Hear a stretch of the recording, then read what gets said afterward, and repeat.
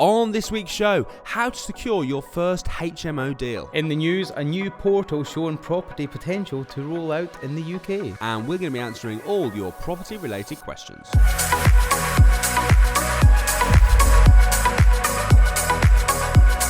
Welcome to the Property Investors Podcast. Thanks so much for tuning in. Make sure you subscribe so you never miss an upload. You can catch us on Apple Podcasts, Spotify and YouTube. Enjoy this week's show and don't forget to share it with all your friends. Hi, I'm Russell Leeds. I'm Alistair Cunningham. And welcome to this week's Property Investors Podcast. I'm actually really looking forward to this show because we're going to be talking about HMOs, which I don't think we've particularly covered, certainly in detail on the podcast. No, a common question I get a lot is people that have just got into property and they really want to get into HMO straight away, but they don't really know how they can because there's restrictions with mortgages. There's no restrictions. Yeah. If you want to get into a HMO, just open the door, go in. 3 minutes into the podcast, he's already started. Right, okay, that's 3 cool. minutes? That wasn't 3 minutes. This is what, 10 seconds? Right, okay, even better. Yeah, you know right, how much so he exaggerates. HMOs is going to be good. But before we get into that, what have you been up to this week? Apart from what I know. No, go on, you can talk about what I know. You've been car shopping, haven't you, basically? So have you. Yeah, so have I. We're both looking for a new car. We're both looking at the same time, at the same shop, for a new car. Yeah. What are you going for? Do you know, I'm so unbelievably undecided between two. Yeah. Which two? Which two? I know, but this is for the benefit of the viewers. Yeah, because they all care so badly. So the two that I'm undecided between is the Range Rover Sport. Very nice. It is very nice. Interestingly, I had one. My wife's got a Range Rover Evoque, and that broke. The Range Rover Evoque broke. No, a Range Rover broke. It did. Wow. But was it a new Range Rover? It was like 3 months old. And it broke? Because they're normally so reliable, aren't they? No. And anyway, we took it back, and the courtesy car they gave my wife was a brand new Range Rover Sport. It was beautiful. It is beautiful. Lovely car. And I even took a video and sent it to you. Very nice car. Drives very nice. All three of us, and by all three of us, I mean Samuel and myself and Alistair, are all buying new cars at the exact same time. Yes. Which is quite interesting. Samuel was just like, I'm just getting a Range Rover. And I was he's not into cars, is he? Not really. He just wants something that's big. Are you going to get the Sport? He's like, no, I just want a Range Rover. But I was like, the shape of the Sport's better because of this. I'm like, you realise it's 20 grand more? He's like, I just want a Range Rover. I was like, okay, fine. Okay. Just get a Range Rover then. So he's not, but whereas we've been talking about it a lot, haven't we? Yes. Because we're into cars a little bit more, so yeah. So Range Rover Sport for the first one. What's your next Range option? Rover Sport is my sensible option. Yeah, that's just being. You've already got a big sensible option in your family. What, the GLE? Yeah, the GLE, the Merc. Yeah, I know, but I don't really drive that. It's kind of Anna's car. Yeah, no, but two big cars in the same family. So if you go out with the kids and that, you'd go out in Anna's car. Yeah. Why don't you get something fun? Well, that's my other option. I think we're both going because I haven't seen the Porsche. The Porsche. It's not Porsche. It's Porsche. It's Porsche. No, it's not. Well, Nick, is it Porsche? It's right, Porsche. Hold on. Okay. It's not an A on the end, is there? There's no A on the end. Okay, Google. How do you pronounce Porsche? Let's see what it says. If we've got enough 4G in this godforsaken place. Can't reach Google at the moment. Oh, come on. Do you know why? Try Siri. Do you know why it's not understanding it? Because you said it wrong in the first place. Okay, Google. How do you pronounce Porsche? Try Siri. That's pronounced Porsche. Did you hear that? Did that get picked up? Let's ask him again. Okay, Google. How do you pronounce Porsche? That's pronounced Porsche. Porsche. That's how you pronounce it? I don't believe that. But anyway, it is. It must be Porsche on Google. Mind you, you're Scottish. You wouldn't know how to pronounce something. If you anyway, okay. So Porsche, which one? Don't say it. Panorama. No. Cayman. No. 911. Yes. It's got 4 seats. It's got 4 seats. It's the slight in between. It's being practical, but not being practical. Yeah. If you're having a 911, I'm not having a Cayman. You're having a Cayman? No way. No. We discussed this yesterday. You're having a Cayman? And it's not happening. Ain't happening. You are? You want a Cayman? No, I wanted a 911, but they're more money. Yeah, we'll get a 911 then? Yeah, I think we'll get a 911. I'm not sure, mate. I'm torn. I think the Cayman is a brilliant car. Yeah. I road tested one last week. I actually want the Cayman. Yeah. But I can't help but think 2 seats. The problem is, I did look in a 911 and I sat in a 911 and the seats in the back are pointless. Yeah, but I've got a 3-year-old and a 4-year-old. There's no leg room at all. They're pointless. They're 3 and 4, mate. Yeah, but they wouldn't even get their small legs down. There's no space in the back. You couldn't. I don't even know why they're there. They're absolutely pointless. It'd be the other one then. You cannot even put your legs down because if you're quite tall, so I'll need my your seat seat's back. going to be right back. You will not get anyone sat there. So what am I going to have to go for? What's the saloon? The sporty The saloon? panorama, whatever. We know our stuff on here. We How'd you pronounce we're it? not really big car geeks. Let me tell you, it is the Porsche Panorama or something like that. Panorama. Porsche. I might go for that then. And then you can have the Cayman then.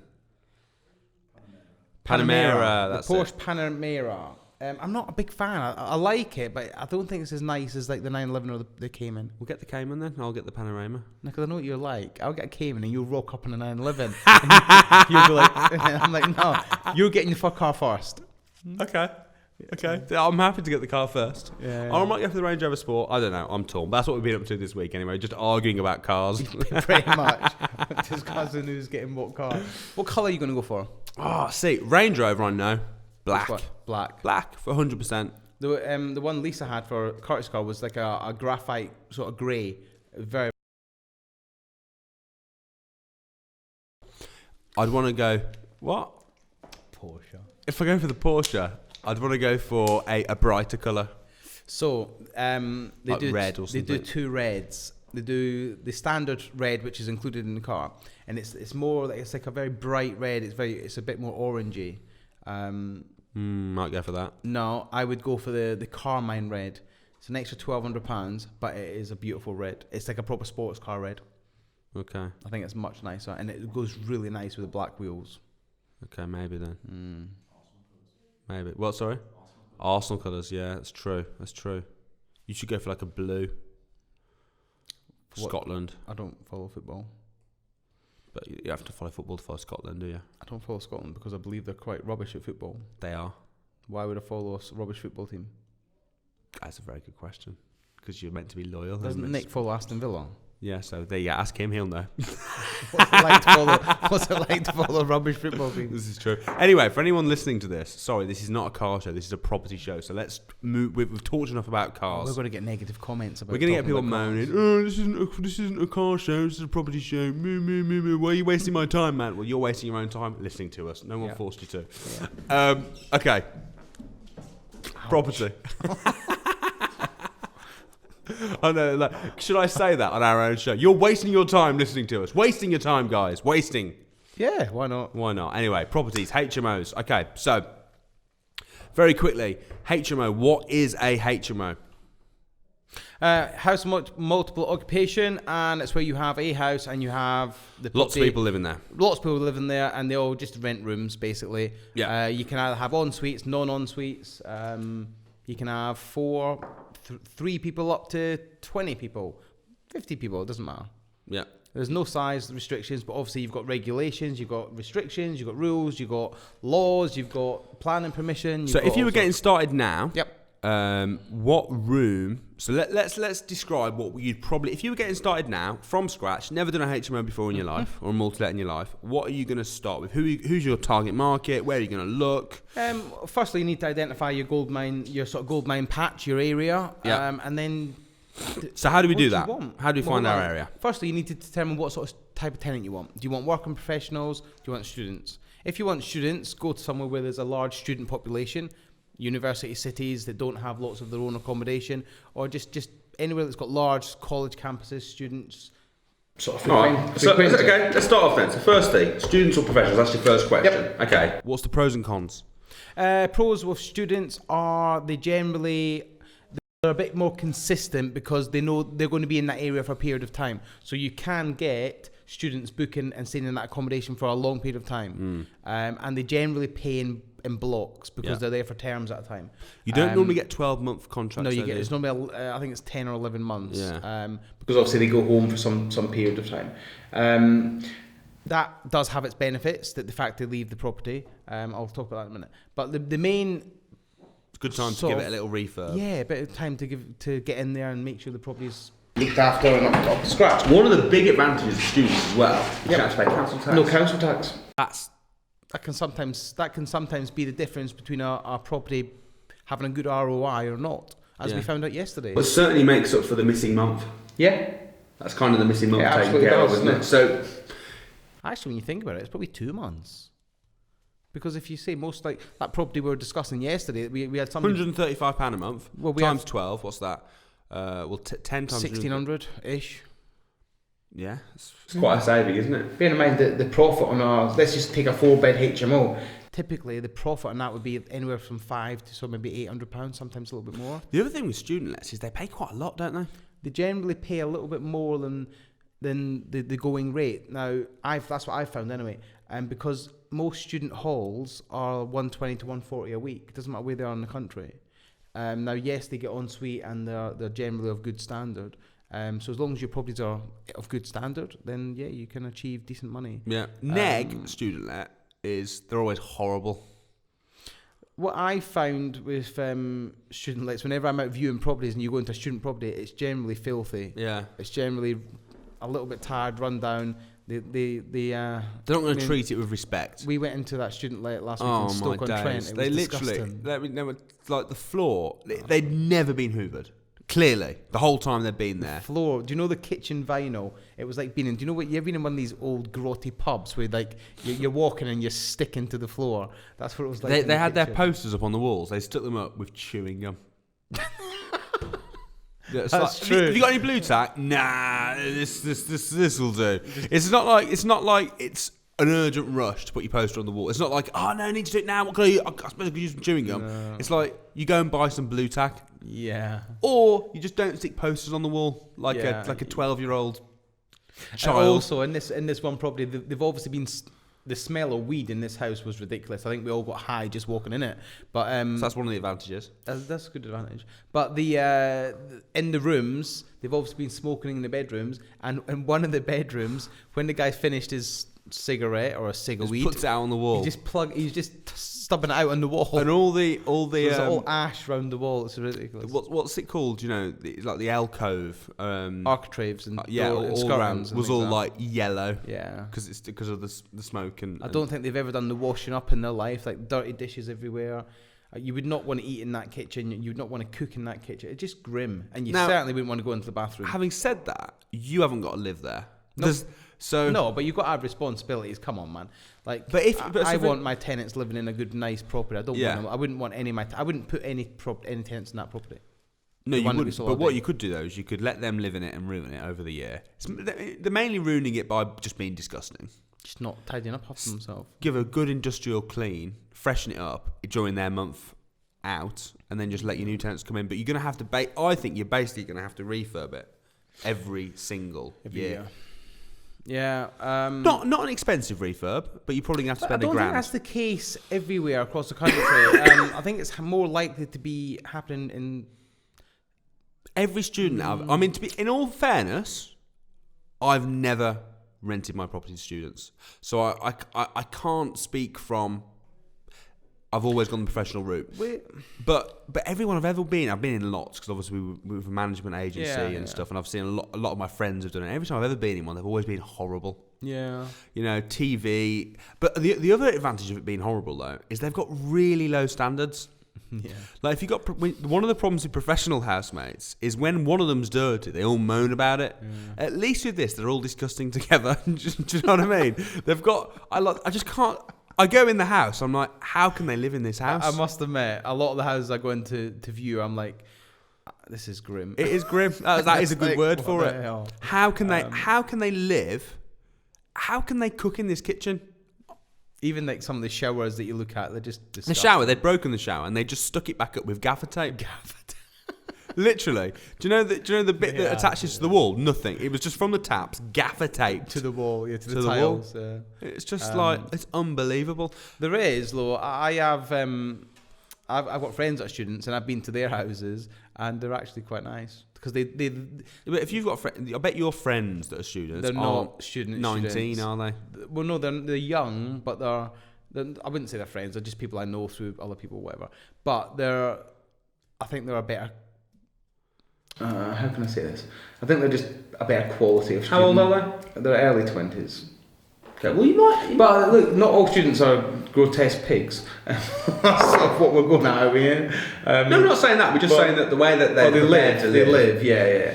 But I certainly know at least. There'll be students that listen to this that will go on and comment and go, "Oh, you don't know what you're talking about," and maybe we don't, but we're just talking from our experience.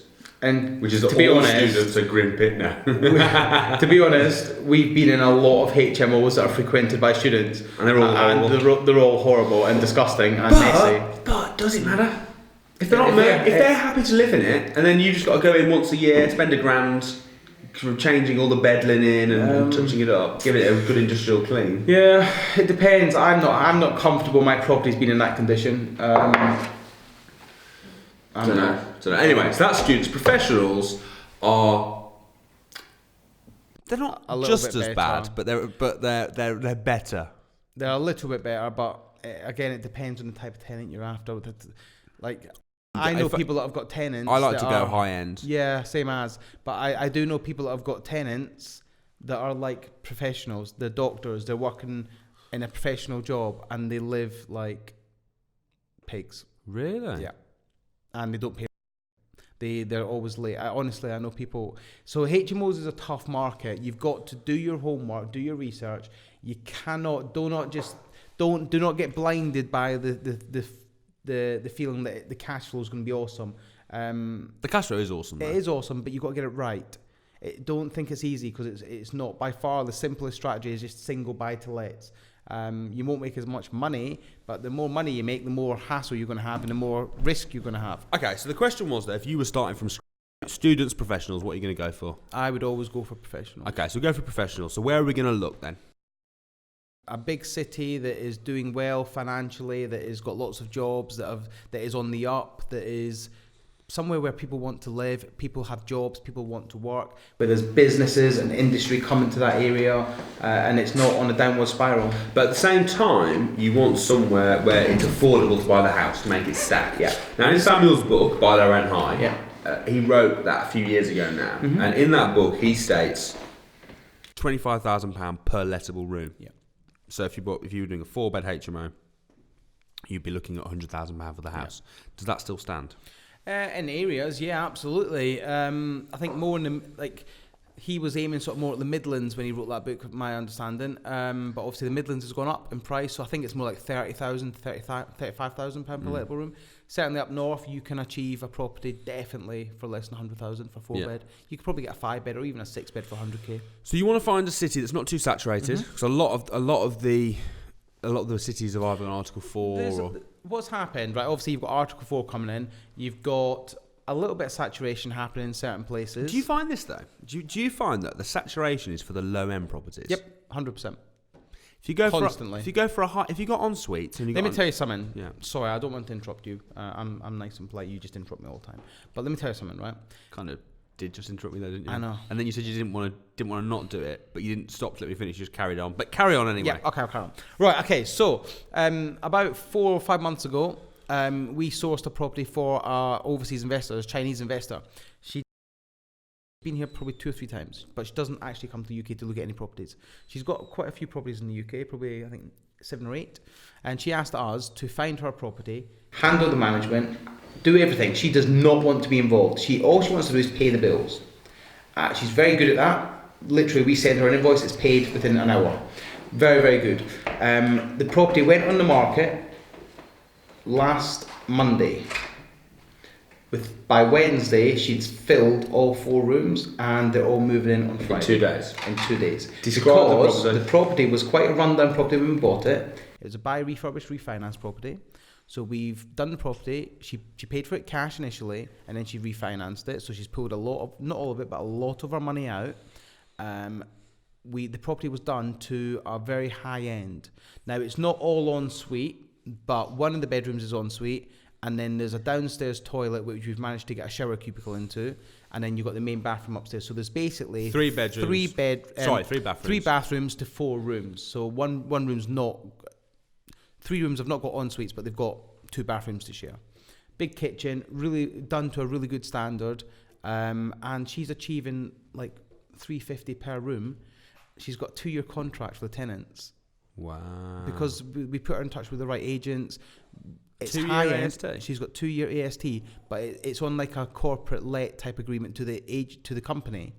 Ah, okay. So they're going to put their staff in there. So she's got 2-year contract, paying £1,400 a month per room. Perfect. The property, I mean, I don't know the exact figures because I've not got them to hand, but I believe she's only left with about £7,000 or £8,000 in the deal after all the costs and all that sort of stuff. And Wow. the refinance, and it's just So ridiculous. the key is doing it to a high end. I think do it to high Plenty end. of bathrooms. Plenty of bathrooms. Because look, think about it, guys. If you've got HMO, would you want to share a bathroom with somebody else? I would never share a bathroom with anybody. What about your wife? Yeah, but not. I know my wife, but I wouldn't share a bathroom. So you'd share it with someone that you knew? Yeah, something. So when you said you wouldn't share it with anybody, that wasn't true.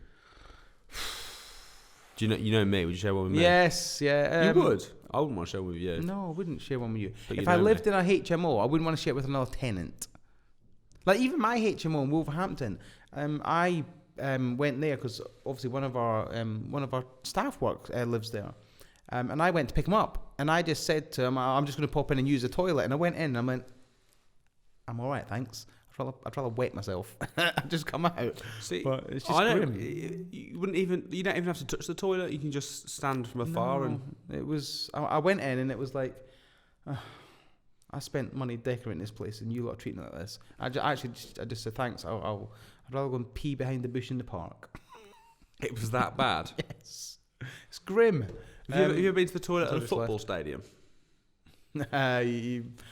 Very not football stadiums. I don't understand or get football, to be honest. A load of people kicking a bag of air around. It's not my thing. Okay, but a concert then. Don't go to concerts. What do you do? Not a lot. Go At work. karting. Have you ever been, right, talking about grim toilets, have you ever been to a festival? Yes. They're grim. I went to Leeds Festival, Okay. or maybe, I don't know, 18 months ago, Yeah. and I just couldn't believe That how people- disgusting it was. I was just uncomfortable the whole time. I'm a little bit of a hygienic, clean freak, though. Same as. And I was there, I was just like, oh my, the smell. Oh, it's just. It was just. Do you remember in Uganda? Do you remember the Leeds Fest was worse. Oh, was it? Yeah. Oh, Oh, hold goodness on. me. You're talking about the village. The communal village toilet. Oh, no, that was worse. Yeah, it yeah, was, Uganda yeah. was worse. Yeah, Leeds Fest was close. Seriously close. What then? Going for the toilet and the hole in the ground. Yeah, mate, you go in, that's what it is, but you can see everything in there. It's terrible. Anyway, my point was going to be, did you go to the toilet when you went to the festival? I would have. I can't remember that experience, but I would have. But you wouldn't go in your own HMO. Your HMO must have been bad. I was wearing a suit and I went in and it was just there was rubbish everywhere, and it was just like it Not just good. wasn't pleasant. And I was actually a little bit disappointed, because it's my HMO. I spent a lot of money in that property, Yeah. and they're just not looking after the place. Like the kitchen's got pots and pans everywhere. There's a bag of rubbish on the floor. It's just They're always like that, though, aren't yeah, they? but I find it really disheartening. I spend all that money in that property, and I actually said to my HMO manager, I'm never going back to that property. I want him to take full control, and I want him to. Well, no wonder they're treating like he's like, don't worry. Well, no. says never coming back. No. Yeah, my tenants don't need to know that. My HMO manager, because obviously I picked a member of staff up from there. Interestingly, he has got an ensuite, so it's not down to him. But I said to my HMO manager, I said, I'm not going back there. I said, so if anything needs doing, you need to sort it out. Yeah. And he manages the property anyway, but I do pop in now and again and just do the odd little repair if I need to. Oh, So I'm just going to let them do it all. I don't want to be involved. You don't want to see it. No. It's too disheartening and annoying. It's just really annoying that all my hard-earned money's just not being looked after. So Making me we're going to go return, professional there. We're then going to go to a city centre that's Yeah. that's a good looking city centre. Somewhere that people want to live. Yeah. It's got easy access to everything. So town centre. It's no use having a HMO in the middle of You nowhere. can check on places like Spare Room. You can Yeah. you can sort of check the demand for the area and speak to the local HMO managers and stuff. So you pick your area. How many rooms would you go for? The So I've got- easiest ones. I've got a theory on this. Yeah. Let me explain my theory on how many rooms you should go for. Yeah. So this is my theory Yeah. on how many rooms. I think you should if you go for a massive one, great. But when you're starting off, I'd say go small. Yeah. Because you're getting used to how it works. You don't want to. It's less of a risk. Yeah. I would say either go 4 Yeah. or go 6. Yep. I don't like 5. Right. The reason I don't like 5 is where all the licensing and everything starts. So if you're gonna, you might as well do 4 over 5. But if you're going to bother with 5, you might as well have 6. Might as well have 6. Yeah. So I think 4 or 6. I would say for your first one, probably go 4. Yeah, 4 is the easiest if you're going to do your first one, because it's probably the it's the easiest in the sense of you don't have to have licensing. Yeah. But you do still have to have like amenity standards with the council, so you still have to be a responsible landlord. We'd always recommend doing fire doors, fire safety, all that sort of stuff. Yeah. Speak to your local council. Don't just because you don't need a license does not mean you've not got landlord responsibilities. Yeah. So you still have to be a good landlord. The license is essentially a bit of paper that says they've been out and they've confirmed you're a good landlord. But you do need to do that. But I agree with you. The additional costs of licensing is not worth that extra bedroom income. I would go 6 or 7. And would you more. would you say 4 bed and maybe go for like a couple of bathrooms? At least I've actually 2? just changed how I feel about this now. So I was very happy. I think the market's changed actually. I think the market's changed. I think the market was fine with having 4 bedrooms sharing 1 bathroom. I think now it's all en suites. If you want to really maximise your income, it's got to be en suite. I tell you why, the market's changed because there's more people doing it. Yeah. And then the competition has improved. Yeah. And therefore, if you're stuck doing the old way. Do you know what I think about the competition in HMOs? What? It sucks. It's rubbish because most HMOs are rubbish. Yeah. They're rubbish. They're very poorly run.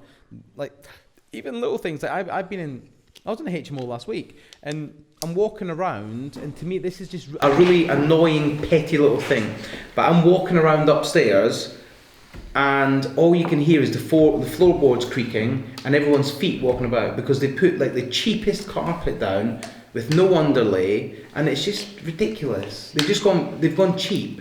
And it's like, why would you do that? Why not just spend an extra couple £100, get some underlay? Probably because they know that people are going to treat it like crap. Yeah, but I think if you give somebody a nicer place in the first place, they'll look after it better. I really do. Like, if you just do it nicer, they're going to look after it. I think that's true to a point. But even it doesn't cost much more money to do it nicer. So carpeting a whole house, let's just take a typical sort of 4-bedroom HMO with communal. It's going to cost you about, I don't know, 1,000 to 1,200. It's going to cost you another couple £100 to get underlay put down. I don't know why people don't put underlay down. It's ridiculous. I agree, but it's just stupid. I don't understand why they don't do that. And then the other thing, I think the market's now dictating en suites because every HMO manager I speak to, they all say, "What is your HMO?" And we say, "Look, it's a 4-bed, 2 bathrooms," and they're like, "Yeah, it's fine. It'll get X amount per month. If you make it en suite, it will now get this, and it will rent out super quick." So I think once you picked your area, because everyone wants en suites, but there's not many available. There's not many available. So you're standing out from the competition by. Not only that, I'm not going to say that because I'll give away a bit of information. Isn't that what the point of this show is? Yeah, it is. Yeah. So if you go en suites in all properties, you can take a conventional property, convert the bathroom into a bedroom, and then have en suites in all bedrooms. So you can get more space out of the house. Interesting. That is interesting. That's not bad. I'll tell you where that would have really worked. Where? The property we looked at the other day. Yeah. The bathroom was humongous. Huge, wasn't it? It was ridiculous. It was like a double bedroom. It was, yeah. And you could have an ensuite. You wouldn't need an upstairs bathroom. Or the other thing you could do for that bathroom, for example, is you could have split that into 3 bathrooms. So rather than putting en suites in the rooms. Interesting idea. Have 3 separate shower units. But obviously, very easily, that wouldn't even cost that much. You're not going to have toilets in bedrooms, so you would still need toilet like WC cubicle. No, but that bathroom, for example, was massive, right? You come in, what you could do, you could always fine. Do you know corridor, free? Yeah, like shower, like a swimming pool, almost. Like, like where you've got. That was an interesting property. That one. Yeah. I think that'd be better because that'd be a lot cheaper. It's just putting your shower units down the side and all the the doors in. And the thing is, all the waterworks are there. So all the pipes are there. You don't have to run any piping. So if you've got a large bathroom like that, I'm sure there's stuff you can do to make it better. It would feel very studenty though. Yeah, it's not. I'd still rather that than share a shower. I'd rather have my own shower. Yeah, And I toilet. agree with that. Don't you know? But then obviously, I think, like I say, the markets are dictating that. And the good thing about all this new licensing laws is getting rid of a lot of the rogue landlords. They're all giving up and they're selling up because they can't afford to do what they've got to do. Yep. Because they've just been running it for the money, which is fine. Do you want to run through Samuel's 5 steps for the 5-step rules for finding a HMO? Just for the basic. I mean, we've kind of gone through it in a lot of detail. But rule 1, close to city centre, generally 10 to 15 minutes. But not by car. Walking or public transport. Rule 2, minimum 4 lettable rooms. Yeah, minimum 4 lettable rooms. Rule 3, 25k per lettable room. That's still valid up north, but maybe in the Midlands I would say 30 to 35. Depends on the area. Look at your ROI. Yeah, basically. look at your ROI. I've got investors that would pay they would pay £50,000 per lettable room. Yep. Doesn't matter. It just depends on ROI. Rule 4, good condition. Good condition. And rule 5. Why good condition? Because you don't want to be spending loads of money on it, Yeah. and you want to start with a good base. If the walls are falling down, you're going to put a lot of money you're into going to be it. clever and do like a buy, refurbish, refinance. Yes. Yep. And rule 5, property manager Make sure you got a good agent. nearby. Property manager nearby. Agent, brilliant. It's now time for this.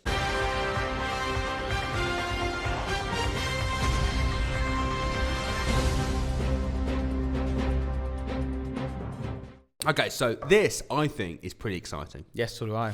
So a property potential portal, Yeah. which claims to be highly successful across the southeast of England. So it's already in. You can have a look at this. Check it out now. Is now going to launch across the rest of the UK. So since the end of 2017, the portal, it's called Upshoot, Okay. has listed properties currently on sale in the southeast, along with the usual details. The portal's algorithms reveal what they believe the development potential of each property is, illustrating what could be achieved on each in terms of alteration and extension.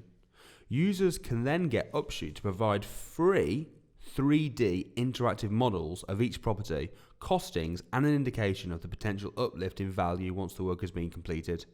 Currently has 25,000 visits per month, assessing the development potential of 50,000 plus properties, prompting the company behind it to expand it from its current patch of it's in currently London, Surrey, Sussex, and Kent. So that's basically what it does. They're looking at putting it across the UK. I just thought That would be very interesting for buy, refurb, refinance. Yeah. That would be like gold dust. Yeah, so I would pay. I would if that was like a monthly subscription. I would pay like a lot for that. yeah. In fact, I'd almost want them to charge for it so that stop everyone normal else using people it. didn't use it. Yeah. I think they should sell that for like. I would happily pay like £100 a month for that. It depends how accurate it is. Yeah. We'd have to see. I mean, I don't. But it's very, very interesting. And I wonder what it takes into account. Like, I wonder if it takes into account planning permission and. Well, it said that they factor in all things like costs and things like that. So yeah, they'll have all that sort of access. How amazing is that? It must take a lot to put together, to be honest. Yeah. What a Because great even just idea. one property is a mission to get all that information. Yeah. So I just think it's all. I mean, I'm assuming it's gonna be similar to something like Mouse Price, where it's a guide. It's not like. But I think that would be more accurate because Mouse Price doesn't give you information on like refurb costs and things like that. No, but what I mean is that the stuff Mouse Price does give you Yeah. is a guide, and I imagine that will be similar. It's going to be a guide, but wow, it's going to be very, very interesting. isn't it? It's great. So there you go, something to look out for. Yeah. I just came across that today, and I was like, wow, that sounds amazing. I'm gonna have a look at it. Yep, brilliant. Right, it's now time to answer all your property-related questions.